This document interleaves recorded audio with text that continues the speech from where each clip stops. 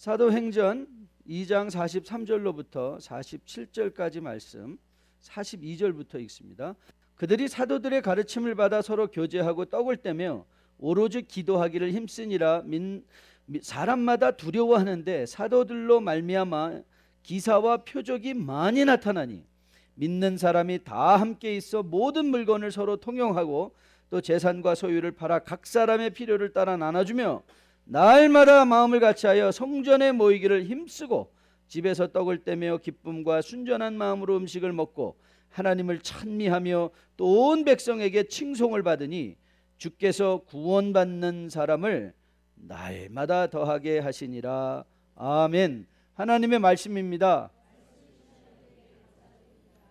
저는 여러분의 마음이 활짝 열려져서 오늘도 강단을 통해서 선포되어지는 하나님의 말씀이 여러분의 심령의 필요, 그리고 여러분의 가정의 필요, 그리고 여러분이 펼치고 있는 모든 세상 속에서 일의 필요를 넉넉히 채우고도 남은 은혜로 임할 수 있기를 주님의 이름으로 축복드립니다.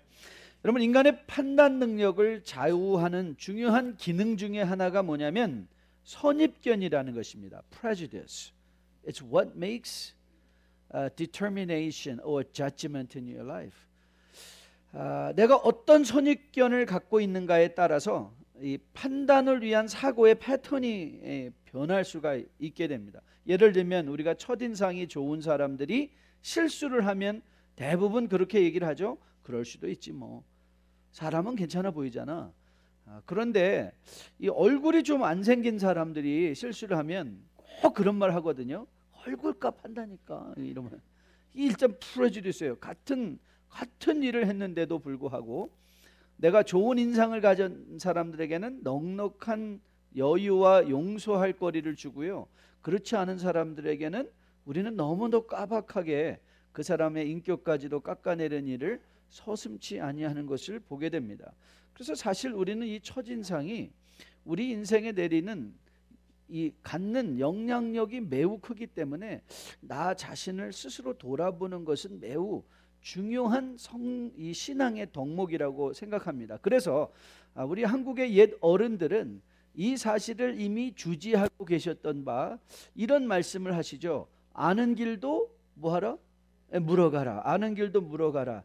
그러니까 내가 알고 있다고 생각하는 것, 그게 프레주디스거든요. for knowledge요. 내가 알고 있다. 난 저 사람이 알고 있다. 나는 이 일에 대해서 알고 있다. 나는 모든 정보를 갖고 있다 할다 손치더라도 지혜 있는 사람은 뭐 한다는 거예요? 아는 길이라 할지라도 다시 물어간다. 그 말은 내 선입견을 내려놓고 있는 그대로 제대로 판단할 수 있도록 내 자신을 객관화한다라고 해도 아무 무리가 없는 말씀이라고 생각합니다. 여러분, 이런 선입견은요, 우리가 성경을 공부할 때도 참 많은 영향을 미치게 됩니다. 우리는 많은 경우 우리가 갖고 있는 선이해를 가지고, 그러니까 우리 안에 이미 있는 우리의 삶 속에서 체험되어진 그런 모든 나의 독특한 경험을 가지고 성경을 읽기 때문에 그래요. 그래서 성경을 읽는데 내가 필요로 하는 나의 눈으로 읽다가 보면, 그래서 우리가 매우 quiet 타임이 매우 중요한 신앙의 훈련의 한 과정임에도 불구하고 우리가 이 말을 주의해서 써야 된다고 그랬죠. 나에게 주시는 말씀.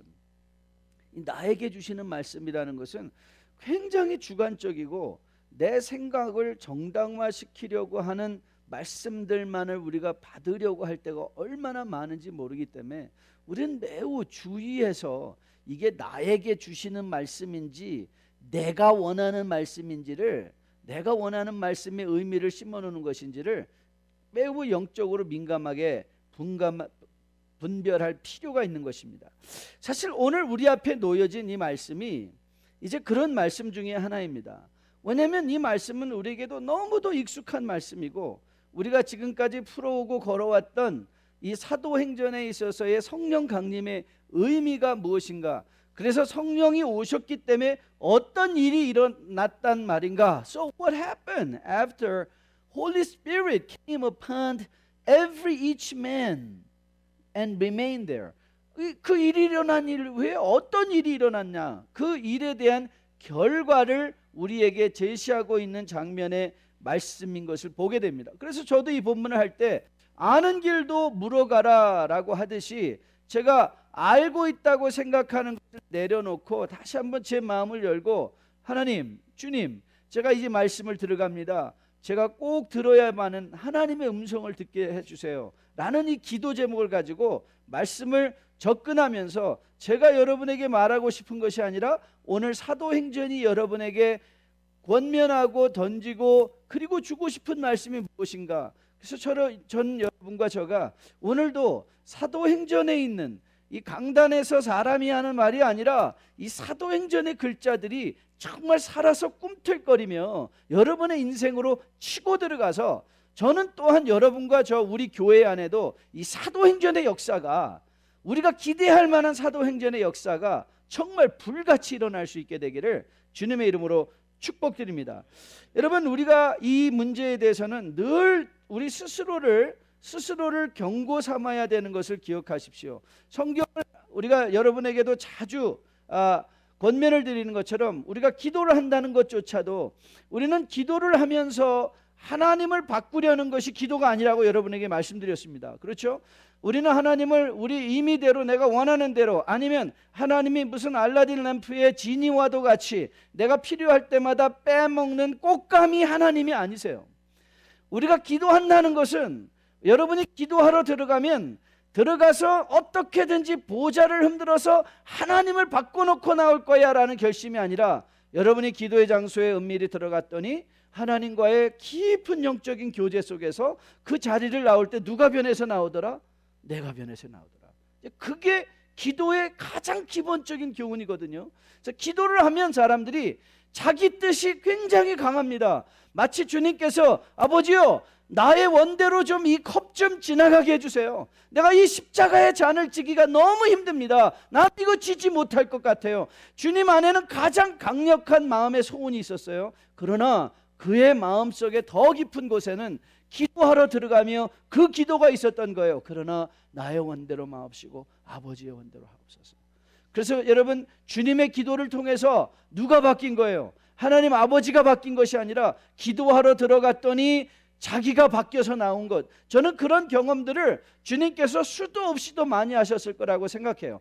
여러분, 마찬가지입니다. 내가 듣기 원하는 말씀을 갖고 들어가서 성경을 읽어내는 것이 아니라 주관적으로 내게 필요한 말씀, 필요한 단어만을 쪽쪽 뽑아가져서 마치 그것이 부적인 양 내 몸에 지니고 다니는 것이 성경 읽는 것이 아니라 성경에 하고자 하는 말씀을 들을 수 있는 겸손한 귀를 갖는 것이죠. 그래서 아삽도 이렇게 교훈합니다. 내 백성이여 들으라. 내가 내게 증언하리라. 이스라엘이여 내게 듣기를 원하노라 그랬어요. 누가 하시는 말씀이냐면 하나님이 하시는 말씀이에요. 하나님의 아삽을 통해서 시편 81편에서 말씀하십니다. 하나님께서 백성에게 원하시는 게 무엇이라고요? Quiet, be quiet please. 좀 네 소리 좀 줄여볼 수 있겠니? 그리고 얘들아 좀 내 말 좀 들어볼 수 있겠니? 그 말이에요. 하나님이 어쩌면 우리는 나도 하나님 음성 듣고 싶어요. 소리 지르며 막 몸부림치는데 하나님은 오히려 이렇게 말씀하세요. 나는 이미 너에게 말하고 있는데 Please be quiet. Be quiet. 저는 여러분의 심령 또한 주 안에서 잠잠해져서 세미한 가운데라도 말씀하시는 하나님의 음성을 여러분이 들으며 여러분의 인생이 언제 바뀌고 정말 보람 있고 목적 있는 인생으로 살아낼 수 있는가? 하나님의 음성을 들을 때인 것으로 믿습니다. 전 여러분들이 그런 영적인 성숙, 여러분 말라기가 왜 비극입니까? 말라기서에 나오는 말씀 중에 가장 저는 비극적인 말씀이, 여러분 말라기 시대는 놀랍게도 종교적 행위들, 이 성전에서 드려지던 종교적 행위들은 너무 많이 일어나고 있었는데 주님께서는 말라기 선지자를 통해서 이렇게 한탄하셨습니다. 너희 중에 이 성전문을 닫을 자가 있었으면 좋겠다. 인간들은 열심히 나와서 뭐 예배도 드리고 제사도 드리고 뭣도 갖다 주고 뭐 사람들은 북적북적대고 있었는데 정작 그 성전의 주인이시고 성전에 거하시는 하나님은 성전문이 좀 닫혔으면 좋겠다. 저는 여러분의 이런 하나님의 음성과 그 마음을 마음에 기억할 수 있기를 주님의 이름으로 축복드립니다. 그래서 오늘도 본문을 들어가면서 이제는 우리는 다 우리가 내려놓을 수 있는 것들은 다 내려놓고 이제 열린 마음으로 오늘 본문의 말씀을 두 가지 차원에서 접근하려고 하는데, 첫째, 본문이 무엇을 말하고 있는가를 먼저 우리가 확인할 거예요. 본문이 무엇을 말하는가? What does the text say? 그 다음에 두 번째는 What does the text demand? 오늘 본문이 뭘 말하고 있고 여러분의 매일의 삶에서 이 본문이 뭘 요구하고 있는가, 그 요청에 관해서 이 두 가지를 우리가 깊이 살펴봄으로 말미암아 여러분의 삶에서도 정말 기대할 만한 사도행전의 역사들이 우리 가운데도 일어날 수 있게 되기를 주님의 이름으로 축복드립니다. 자, 그러면 오늘 본문이 무엇을 말하고 있는가? What does the text say? 이 말씀을 위해서 우리는 왜 그러면 누가는 이 본문을 이 부분에 기록하고 있는가의 의도부터 우리가 치고 들어가야 된다는 것을 다시 한번 리마인드하고 들어가기를 원합니다. 여러분, 오늘 누가가 이 본문을 통해서 정말 말하고 싶었던 것이 무엇일까? 우리가 이미 42절을 통하면 그 사도행전의 교회 안에는 이 기사와 표적이 많이 일어났다는 얘기를 들었습니다. 그리고 나서 일어났더니 44절 말씀 가니까 이런 말씀들이 등장해요. 믿는 사람이 다 함께해서 모든 물건을 통용하고 재산과 소유를 팔아 각 사람의 필요에 따라 나눠주며 날마다 마음을 같이하여 성전에 모이기를 힘쓰고 집에서 떡을 떼며 순전한 기쁨과 순전한 마음으로 음식을 먹고 하나님을 찬미하며 온 백성에게 칭송을 받고 주께서 구원받는 사람을 날로 더하게 하시는 부흥의 역사가 거기 있었다라고 적고 있습니다. 여러분, 이 모습이 우리는 많은 경우에 이 사도행전 2장 42절부터 47절이 언제부터인가 우리는 교회의 목표가 된 것 같아요. 이상적인 교회는 어떤 모양을 가져야 되는가?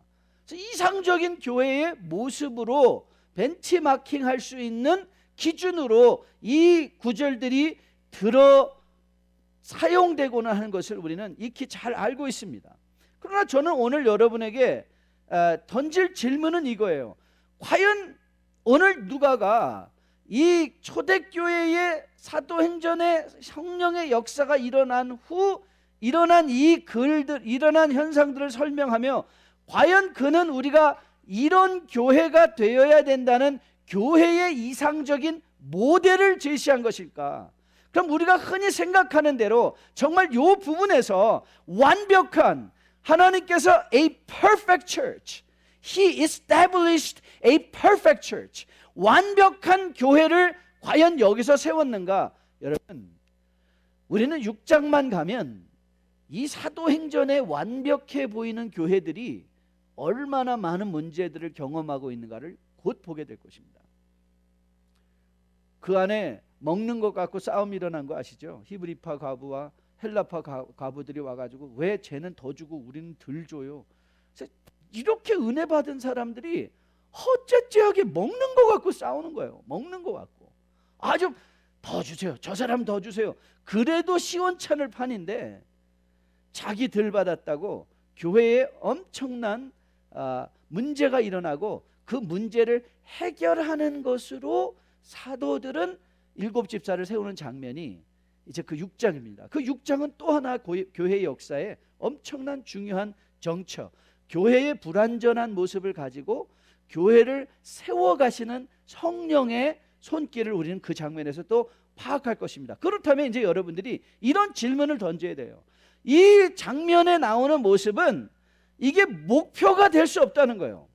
목표가 될 수 없는 이유는 이 교회가 만일 완벽하기 때문에 이렇게 했다면 이 교회는 절대 그 완벽에서 무너지지 말아야 되는데 완벽이 무너져 버리거든요. 여러분, 우리는 이미 사도행전을 열어가면서 여러분에게 자꾸 주지시킨 하나의 교훈이 있어요. 사도행전은 인간들이 어떻게 멋지게 일해서 하나님의 나라가 그 역사 속에서 일어났는가를 기록하고 싶은 것이 아니라 사도행전이 말하고 싶은 것은 What Acts really want to say, despite of all human sinfulness, shortfallness, yet God works faithfully. Still, 하나님께서 인간의 모든 부족함, 도망치고 도망다니고 숨어서 기도하던 이런 정말 비겁한 인간들이라 할지라도 성령께서 함께 하시니까 하나님 나라 일. 그러니까 우리는 사도행전을 읽으면서 우리의 마음에 뜨거워지는 이유가 어디 있어요?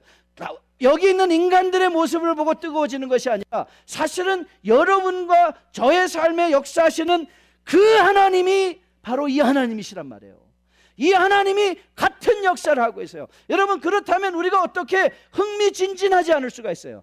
God who works in the acts is the one who works in my life. 내 안에서 역사하고 계신 이 하나님. 그러니까 우리가 자꾸 예수 그리스도 십자가를 포커스하는 이유가 어디 있죠?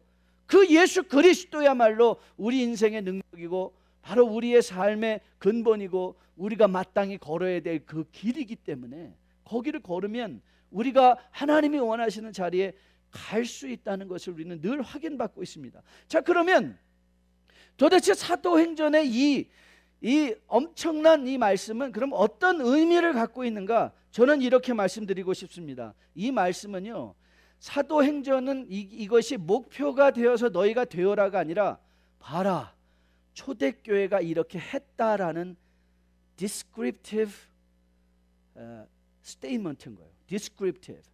사도행전이 성령의 역사하심으로 되었더니 이렇게 하더라. 그 말의 의미는 뭐냐면 사도행전에 나타난 그 모습은 여러분과 저가 같은 성령을 받았다면 우리도 충분히 뭐하다? 할 수 있다. 우리 가정도 이렇게 될 수 있구나. 이건 가능성의 문제라는 거예요. 단지 정해놓을 모델이 아니라 목표가 아니라 오늘 여러분의 삶에서 충분히 실천 가능한 일. 여러분, 제가 어렸을 때 요즘은 이런 말 안 하는 것 같아요. 제가 초등학교 다닐 때만 해도요, 항상 선생님들이 이거 외우게 했어요. Boys, be ambitious. 소년이요, 야망을 가져라. 그래서 우리 다 야망이 있었어요.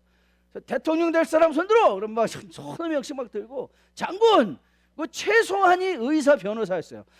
그러면 다 손은 번쩍. 그렇지, 야망을 가져야지. I need to be ambitious with my life. 그런데 여러분, 소녀여 야망을 가지라라고 한 사람은 그 말을 심어놓은 거죠. 야망을 가졌으면 그 야망을 이루기 위한 대가를 치르라라는 말이 거기 있는 거 아니에요. 그런데 우리는 다 목표만 갖기를 좋아하지 목표를 이루기 위한 대가를 치르지 않더란 말이죠. 그래서 구체성이 없는 거예요. 그래서 저도 한때 대권 주자였지만 저도 대통령이 되려고 권력을 향해서 나가던 사람이었거든요. 초등학교 3학년 때. 그런데 지금 제가 여기 와 있어요. 왜요? 저는 그 일의 대가를 치르지 않은 것이죠. 여러분, 오늘 본문을 잘 보세요. 본문에서 보면 이런 말이 나오죠. 성도들이 이런 본문을 보고 이런 목표를 가져요. 그래, 우리도 좀 만족하자. 그래, 믿는 사람이 다 함께 있고 우리 열심히 모입시다. 그리고 모든 물건을 다 팝시다. 그래서 우리 다 같이 나누어 쓰고 아름답게 우리가 그런 날을 꿈꿉시다. 그러면서 그게 목표예요. 그런데 그 목표는 좋은데 우리는 늘 그거에 익숙해 있죠. 좋은 목표를 세워놓고 목표를 위해서 아무 일도 안 하는 거예요. 그리고 그러나 목표는 항상 자랑해요. 나는 장군 될 거예요. 나는 대통령 될 거예요. 그러면서 맨날 집에만 오면 팡팡 노는 거예요. 아니, 장군이 되려면 운동 좀 하고 이것도 키우고 사관학교 갈 준비를 해야지. 나 사관학교 갈 거예요 하면서 맨날 포테이로 칩이나 먹고 있고 아무 일도 안 하고, 그러나 너 뭐 될 거니? 장군 될 겁니다. 여러분, 목표가 그 사람의 인생을 가치 있게 만드나요? 아니에요. 그 친구의 시도하는 노력이 가치 있게 만드는 거예요. 오늘 본문은 저는 그렇게 절대로 이 말씀은 교회의 목표가 아니라 교회가 해야만 하는 일들에 대한 교훈이라고 저는 믿습니다. 그러면 도대체 이 본문은 목표로서가 아니라 성도가 실천 가능한 가능성에 관한 말이라면 What must we do? 이것이 하나님의 말씀, 내 안에 역사하시는 하나님을 내가 안다면 이런 기대감을 가질 수 있다라고 하신 것이 오늘 이 말씀이라면, 그러면 여러분의 삶에는 어떤 일이 일어나야 될까? 아니, 어떤 자세를 가져야 될까? What attitude should I have so that I can be on the place where they were? 이 사람이 있었던 곳에 우리도 서기 위해서. 저는 이 말씀을 공부하는데 제가 즐겨 읽는 존 스타트 목사님이 이 부분을 강론하시면서 우리가 어떤 성도가 되어야 되는가, 어떤 교회가 되어야 되는가, 이러한 일들을 기대할 수 있는 이런 엄청난, 정말 세상과는 전혀 구별되어지는 이런 엄청난 교회의 모습을 갖기 위해서 추구할 4가지 적용적 원리를 주시는데 저는 이것이 너무나 합당하다고 생각했어요. 그래서 저도 여러분과 이 4가지 교훈을 오늘 나누려고 하는데요. 존 스타트 목사님은 초대교회가 이런 일들을 성령이 강림하신 후에 그들이 적용한 4가지 원리가 있었는데, 첫째는 그들은 늘 배우는 교회였다는 것이고요. A learning church. Secondly, 그들 안에는 사랑의 교제가 있었다고 말을 했고요. 사랑의 교제. 3번째는 그들은 늘 예배하기를 즐거워하는 교회라고 했고요. 마지막 4번째는 전도하는 교회였다. 그래서 우리가 적용하는 것은요, 배우는 이 초대교회가 무엇을 했는가를 배우는 것이죠. 그랬더니 이 일이 일어났더라라는 것은 우리가 그 결과는 우리가 공부를 열심히 하면 좋은 대학을 가는 것처럼, 그래서 어떻게 이 사람이 공부를 열심히 했는가를 배우는 것이지 그가 좋은 대학을 간 것은 배울 수가 없거든요. 그건 열매이기 때문에 배울 수가 없어요. 이미 열매는 우리의 손을 떠난 것이기 때문에 그래요. 이 친구가 좋은 학교에 들어가서 어떻게 시간 관리를 했는지, 어떤 과목을 수강했는지, 어떻게 자기가 수강한 과목들을 반복했는지, 이런 것들을 배우면 나도 그 방법대로 공부를 하다 그 좋은 학교도 갈 수 있게 된다는 것이죠. 바로 그 원리예요. 그 원리. 자, 그러면 성령이 임한 후에 사람들이 모여있던 공동체 안에 변화된 중요한 한 가지 사실이 뭐냐면 그 교회는 배우는 교회였다는 거예요. 42절을 보면 42절에 뭐라고 나와 있죠? 그들이 사도의 뭐를 받았어요? 가르침을 받아. 아마 그래서 여러분, 이 교회라는 단어가 헬라어는 에클레시아, 뭐뭐로부터 부름을 받다라는 구별적 의미를 갖고 있는데, 이것이 영어로 번역될 때는 church, 그것은 독일어 커케라고 그랬잖아요. 이거는 쿠리오스 오이코스의 합쳐진 합성어라고 해서 하나님의 집이라고 영어로는 번역이 되었는데, 그 하나님의 집이라는 것이 신당이 한국말로 중국말로 번역이 될 때 교회가 신당이 되지 않고 가르칠 교자의 모일 회자가 됐다는 건 아마 제 생각에는 여기서 그 말 의미가 나오지 않았나 생각해봐요.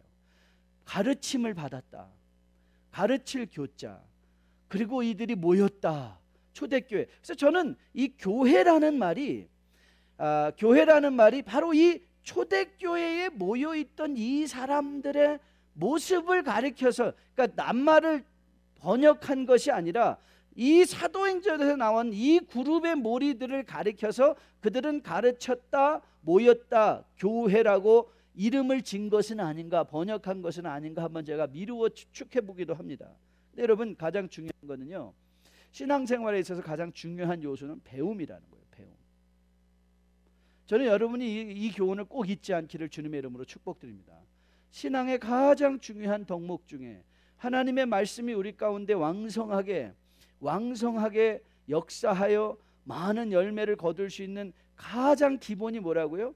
배움인 것입니다. 배움. 여러분, 예수님께서 성령에 대한 역사에 대해 설명해 주시면서 요한복음 14장 보면 성령께서 어떤 일을 하신다고요? 내가 너에게 말한 모든 것을 가르쳐 생각난다. 성령의 역사는요, 무슨 내가 원하는 초자연적인 슈퍼내추럴 파워, 그래서 뭐 엑소시스트에 나오는 것처럼 목이 막 돌아가고 뭐 바람이 쏴쏴 부는 게 아니라, 성령은 가장 1차적으로 성령께서 우리 가운데 역사하시는 방법은 예수 그리스도께서 우리에게 하신 모든 말을 가르쳐 생각나게 하신다. 가르침인 거예요. 가르침, 배우는 교회. 그래서 제자라는 말 자체도 마테테스라는 헬라어에서 여러분 한 건데요. 이 마테테스라는 헬라어 말의 의미는 배우다라는 거예요. 그러니까 제자라는 누군가요? 제자를 풀어보면 배우는 자라는 거예요. 배우는 자. 여러분, 저는 믿기로 현대교회의 능력이 사라지는 이유가, 저는 성도들이 더 이상 배우기를 원하지 않기 때문이라고 저는 진단해 봅니다. 성도들은요, 주일에 한번 예배 드리는 걸로 너무 만족하게 생각을 해요. 사도들의 가르침을 받았다라는 이 단어 속에는요, 그들이 한번 예배 드렸다는 것은 나올 거예요. 이 가르침을 받기 위해서 그 시간을 그들이 묻었다는 것이죠. 우리는 이 사실을 이해하지 못해서, 여러분들이 혹 교회를 정하는 분들을 이렇게 보시면, 교회를 정할 때 우리는 많은 경우에 그 교회 재밌나? 밥 잘 먹나? 뭐 이런 것들을 보지 않습니까? 누구도 그 교회 참 어렵게 말씀 잘 가르치나? 이런 거 잘 보지 않는 것 같아요. 근데 여러분, 여러분들이 대학교를 보낼 때, 여러분의 자녀를 대학교 보낼 때, 저는 지금까지 한 번도, 목사님 우리 애가요 대학을 갔는데 그 대학교 너무 재밌는 대학, 거기 파티도 잘하고요, 마침 뭐 파티 넘버 원이래요 전국에서. 너무 행복해요. 얘는 재밌는 대학교를 갔으니 얼마나 좋아요. 그런 분들 한 번도 못 봤어요. 맨날 와서 자랑하는 건요, 가면 죽어라 공부야. 어려운 대학 들어간 걸, 공부 어렵게 시키는 데 들어간 거를 되게 자랑하더라고요. 하버드 갔어요, 예일 갔어요, CU 갔어요. 아무도 안 오시시네. CU도 어려운 학교인데. 웨스트민스터 다녔어요. 여러분, 여러분의 자녀는, 여러분의 자녀를 교회를 다닐 때 우리 자녀들, 야, 그 교회 재밌니?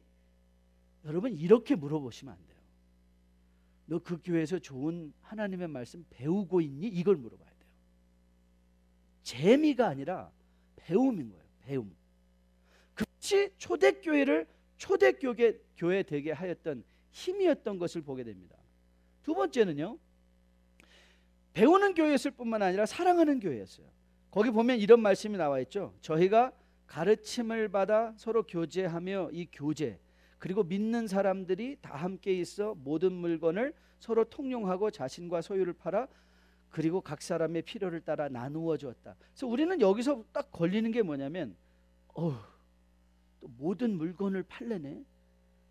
여기서 딱 걸려버리는 거예요. 이건 그냥 목표나 가지고 나중에 은퇴해서 그때 좀 팔 생각을 해볼까? 이런 생각 막 고민을 해요. 이거 보고, 이걸 누가 할 수 있어? 그리고 막 정당화해요. 그래, 목표로, 하나님 저도 이렇게 될 때까지 저를 만들어 주세요. 그래서 저도 어느 날 꼭 이런 거예요. 저도 어느 날 모든 걸 팔아 하나님 나라에 영광스럽게 쓰임 받기를 원합니다. 그래서 그게 이제 목표가 되고 기도 제목이 된 거예요. 그래서 그걸 위해서 항상 기도해요. 하나님, 저도 언젠가는 꼭 모든 걸 팔아 이웃들과 좋은 것을 함께 쓰며 하나님의 영광이 되게 도와주시옵소서. 이거는 뭐와 똑같냐면요, 이거 똑같은 거예요. 자녀들이, 아빠 저 일주일 후에 시험이었거든요. 그랬더니 아빠 저 좀 도와주세요. 그래 내가 도와줄게. 아빠 저를 위해서 기도해 주세요. 그래 너도 기도해 줄게. 이 자식 많이 철들었네. 그래서 너는 뭐 할 건데? 저도 이제 금식 기도 들어갑니다. 아버지 저도 저에서 기도해 주세요. 그러면서, 뭐? 금식 기도? 네, 제가 오늘 시험이 너무 어려운 걸 알고 여기다 필승 띠 붙이고 이제 아침부터 방에 들어가서 열심히, 주여 몇 시험이다, 능력을 주셔서 이 시험을 잘 보게 도와주시옵소서. 제가 외칠 때마다 아버지도 옆에서 같이 힘을 실어주시고 같이 기도해 주세요. 그랬더니 그 아버지가 그 아들의 딱 잡고, 야, 너 너무 믿음이 좋다, 내 아들이지만 너무 자랑스럽구나 라고 하지 않고 막 팼다는 얘기 아닙니까? 정신 차리라고. 야, 이 녀석아, 정신 차려. 그거 기도하지 말고 빨리 가서 공부해. 너 책 펴고. 여러분, 오늘 이 본문은요, 주여 저도 믿음을 많이 주셔서 또 이 자리에 나갈 걸로 믿습니다. 그리고 사람들이 막 기도해요.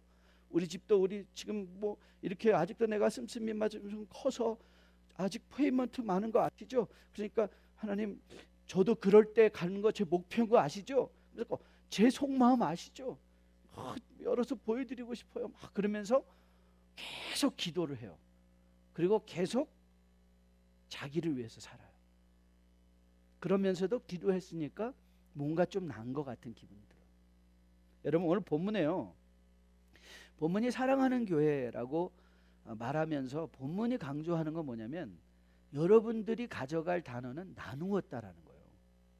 나누었다.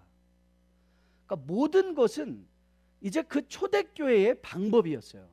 초대교회 사람들은 모든 걸 팔았다는 거예요. 근데 여러분들은 모든 것을 팔라는 권면이 우리에게 목표가 아니라 나누었다라는 거예요. 그러니까 여러분이 지금 현재 나눌 수 있는 작은 것을 나눠보았다.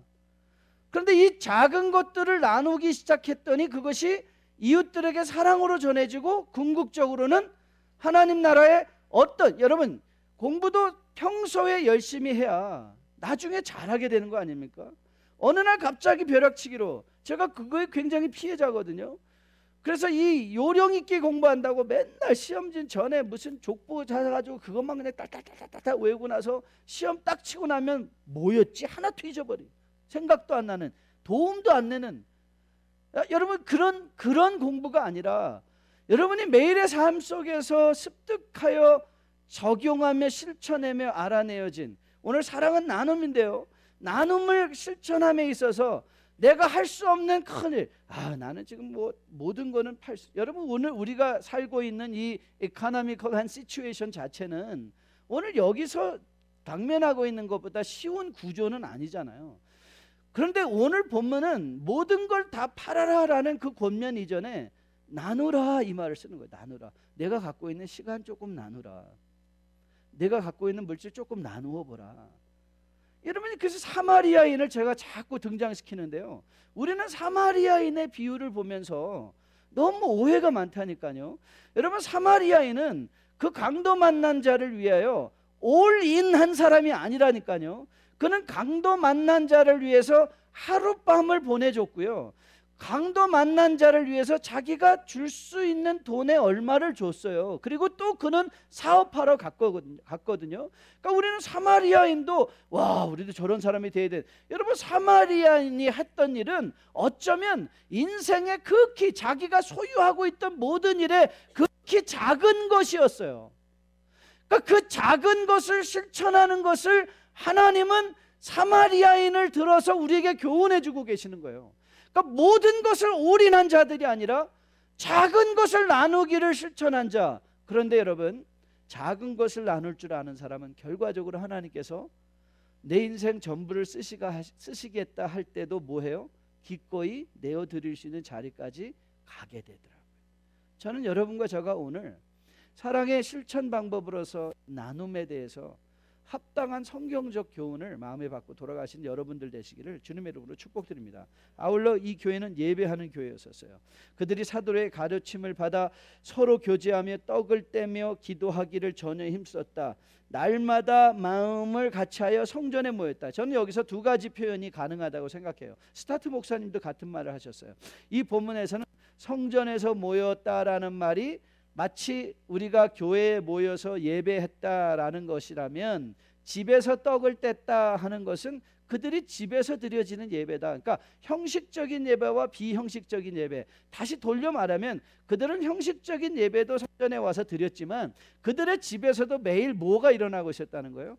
매일 월십이 일어나고 있어요. 월십이 일어나고 있었다는 거예요. 그러니까 예배라는 것은 우리가 예배에 대한 우리의 가장 큰 오해, 현대교회의 오해가 뭐죠? 저 문을 나서면 예배가 끝난다라는 거예요. 아니에요. 우리는 일주일의 삶이 뭐의 연장이에요? 예배의 연장선. 그래서 골로새서에서 너희가 무슨 일을 하듯 다 주께 하듯 하라. 여러분, 주님께 하는 게 예배 아닙니까? 주님이 대상이 되셔서 하는 게 예배라면, 여러분들이 직장에 그 사업체의 문을 열고 들어가면서 여러분이 던져야 될 말이 뭐예요? 주님, 오늘도 내가 주님 나에게 허락하신 이 일터의 예배장으로 들어갑니다. 내 일터의 사업, 이 직장 생활을 하면서도 여러분의 직장의 주인, 혹시 여러분들이 누군가 주인을 모시고 모시며 일을 하는 분이라면 그 직장 주인을 보며, 하나님, 내가 오늘도 이 일터의 예배 현장에서 마치 내가 상전에게 할 때 죽게 하듯 하겠습니다. 죽게 하듯 하는 그런 마음을 가지고, 그것이 뭐예요? 우리가 하나님 앞에 드려야 할 신령과 진정한 예배라는 것이죠. 요 공간에서만 격리되어져서 그냥 경건하게 손을 들고 뭐하고 다하고 좋은 옷 입고 나가다가 저기 딱 나가면 예수님과는 전혀 상관이 없는, 지독하게 똑같이 화내고 똑같이 분노하고 똑같이 욕심부리고 똑같이 행동하는 게 아니라 우리가 그 전을 나갔을 때도 정말 혹이라도 나에게 손해본 사람이 있다 할지라도 그 사람을 향하여 예수님이라면 어떻게 하실까? 속옷을 달라는 자, 겉옷을 달라는 자에게 속옷까지 주라 하셨는데, 이런 마음으로 막 고민하는 것, 세상에서 고민하는 것, 저는 하나님이 보시기 원하시는 게 그 고민의 예배라고 생각해요. 여러분이 하나님의 말씀을 가지고 고민하며, 하나님, 내가 저 인간을 어떻게 해야 될지 모르겠네요, 막 그 고민하는 그 고민을 하나님은 예배로 받아주신다니까요. 네가 하나님의 말씀을 가지고 예배하는구나, 내 삶의 현장 속에서 말씀이 적용될 수 있기 위하여 네가 고민하고 있구나. 여러분, 우리가 드려야 되는, 초대교회가 초대교회 된 것은요, 그들이 한 번 모여서 예배받고 은혜 받았다는 것이 아니라 그들의 삶으로 예배가 연장됐다는 거예요. 그래서 바울의 표현을 빌자면 종들은 예배하는 종들이었고요, 상전은 예배하는 상전들이었고요. 어디서? 매일의 삶 속에서, 매일의 삶 속에서 예배하는 종들, 예배하는 상전들이 모이니까 그 모임이 정말 하나님의 은혜가 나타나는. 그래서 오늘 본문의 마지막이 뭐예요? 전도하는 교회다. 여러분, 전도를 이들이 나가서 했나요? 안 해요. 사람들이 다 보고 있었어요. 보고 있었어요. 아니, 어떻게 저 사람들은 저렇게 살아가냐? 그 모습을 보고 사람들은 교회에 호감을 갖게 되고, 그 호감을 갖게 된 것을 보고 하나님은 그 일을 통하여 그 하나님 나라의 숫자를 날마다 뭐 했다? 더해주셨다. 더해주셨다. 그것이 오늘 우리가 추구해야 되는, 여러분과 저가 추구해야만 하는 전도가 아닌가 생각해 봅니다. 여러분, 땅에 떨어진 교회의 정말 권위입니다. 모든 사람, 한국에서도 다들 말합니다. 이제는 세상 사람들이 교회를 걱정해 주고 있다고. 교회를, 저 교회 마치 풍전등화, 정말 바람에 꺼질까봐 많은 사람들이 교회가 저러면 안 되는데, 이제 스님들도 나오셔서 교회를 위해서 기도하자, 우리 한국의 교회가 잘 되게 기도하자고 스님들까지 나와서 그러시더라고요. 어느 때부터가 이 주객이 전도된 거예요. 왜 그럴까? 우리의 예배가 교회당에서만 드려지고 우리의 삶이 예배의 연장인 것을 모르고, 오늘도 우리가 나누는 것이 하나의 목표가 돼요. 하나님, 제가 언젠가는 제 인생 모든 걸 드려서 하나님께 쓰임받는 멋진 날이 올 것으로 믿습니다. 그러고 계속 열심히 새벽마다 나와서 기도는 하는데 삶의 작은 나눔도 없고, 아무런 나눔도 없고, 세상 사람들이 보면 와, 저 사람 정말 독하다. 그리고 나중에 교회도 다녀? 목사야? 장로라고 그랬는데 굉장히 그래서 그냥 제가 저를 썼어요. 그냥 저를. 저 사람 목사래. 여러분, 오늘 사도행전 우리에게 제시하고자 하는 마음의 교훈, 말씀의 교훈들을 저는 여러분이 마음에 받고 돌아갈 수 있기를 주님의 이름으로 축복드립니다. 여러분, 좋은 목표를 가진 것으로 스스로를 속이지 마십시오.